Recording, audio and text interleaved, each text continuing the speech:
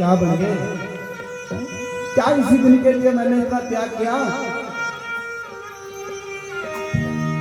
मेरी माता बहन छोटा सा बाबा साहब का दृष्टांत सुनाकर के चलूंगा। एक बार की बात है, जिस समय बाबा साहब का एक सबसे प्रिय बेटा हुआ करता था, सबसे छोटा बेटा, जिसका नाम हुआ करता था राजरतन। राजरतन को बाबा साहब बहुत प्रेम किया करते थे।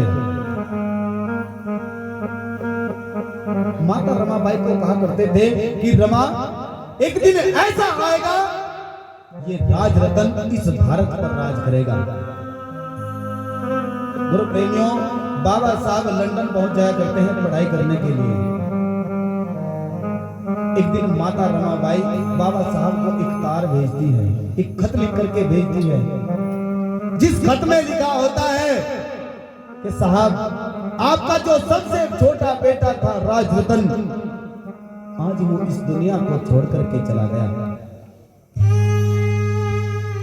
मेरी माता बहनों,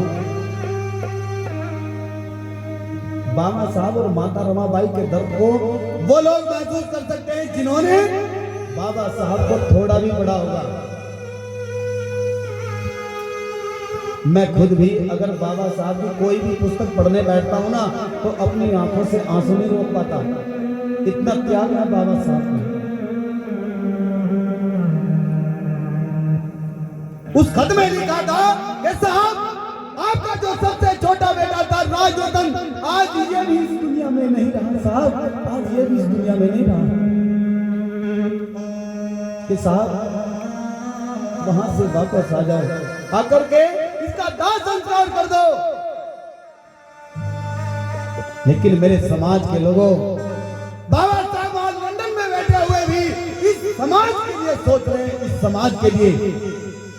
बाबा साहब कह रहे हैं रमा, अगर मैं यहां से ये सब कुछ छोड़ करके वापस आ गया, तो आज तो एक राजरतन मरा है, आज तो एक राजरतन मरा है रमा, लेकिन एक दिन वो समय आएगा, ये मेरे समाज के जितने भी राजरतन हैं, इनमें से कोई भी जिंदा नहीं बचेगा, कोई भी जिंदा नहीं बचेगा रमा। अरे वहां लंदन में बैठे हुए भी बाबा साहब